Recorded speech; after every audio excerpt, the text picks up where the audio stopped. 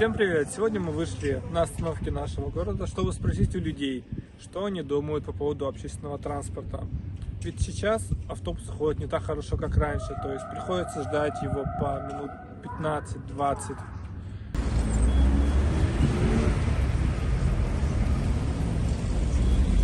А вы какой автобус ждете?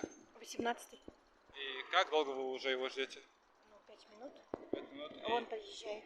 А вообще это 15. Нет. Ага. А вы вообще довольны тем, как ездит этот автобус? Нет, очень плохо ездить 18-й. Иной раз по 45 минут, по полчаса ждем. Ужасно, ужасно.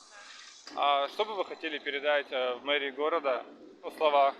На Покровском тракте только 18-й из города ездить, и 103-й, 101-й. Хотелось бы, чтобы еще дополнительный автобус был, если можно было, да? Всё. Там по полчаса ждать на остановке, это очень, в зимнее время, я думаю, проблематично, плохо. Хотя бы теплые остановки ввели бы, да? Да, хотя бы так. А вы какой автобус ждете? 14-й. А как долго вы обычно его ждете? Есть ли какие-нибудь жалобы по поводу того, как он ходит? 15-го нету. Значит, 14-й автобус очень хорошо ходит. Ага. А вообще помимо 14-го еще на каких-нибудь автобусах ездите? На 17-м он тоже хорошо ходит. 18-й долго ходит. Двойка вообще его не дождаться. Так, а когда такие эти проблемы начались? То есть раньше же они получше ходили, по-моему. Это не всегда доходили. Двойка точно. всегда доходила. Его никогда не дождешься. В любую сторону. Хоть оттуда, хоть отсюда. А как думаете, как можно решить эту проблему? Вот. Добавить, наверное, автобус. Что вы хотели? Утром там вообще не зайти, потому что весь автобус полный. Потому что уходит редко. Я 25-й, в частности. В частности.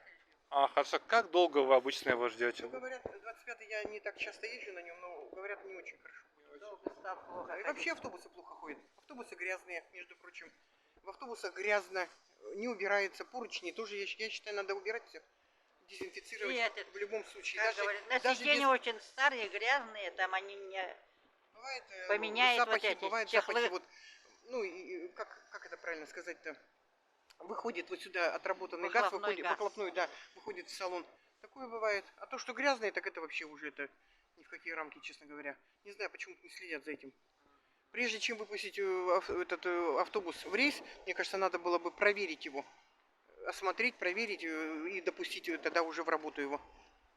Стыдно все-таки, все, отовсюду люди приезжают. Республика Алмазного края, ребята. Да. Автобус не можем мы это состояние содержать. Чисто. Все, спасибо. Все, спасибо вам большое, да? Раньше мы ездили по 6-7 минут, 8 минут. А сейчас в данный момент, во-первых, местные не хотят работать. Мали зарплата. Во-вторых, водителей не хватает. В-третьих, народу так баловали, что даже они не оплачивают. Вот, допустим, берешь 20 человек, из них стараются, чтобы 10 человек без оплаты выходят. Вот за это водителей не хватает, основной водитель не хватает. Вот за это промежуток большая. Вот мое мнение. То есть людей на остановках меньше не стало, да? Нет, народ есть, все, да, это часто нам жалуется, А эти аппараты вот ввели новые, да?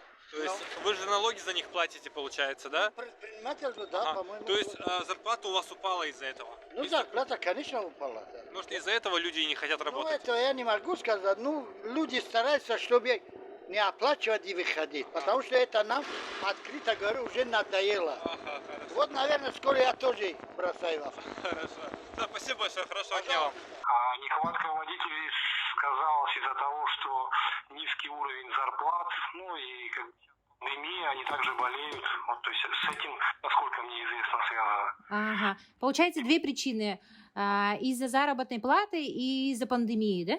Ну, то, что не хватает водителей и кадров, получается, рабочих, вот так правильно будет сказано. А какая конкретно причина, то есть это лучше у перевозчика все-таки уточнить. А вы можете подсказать, да, вот количество транспортных средств?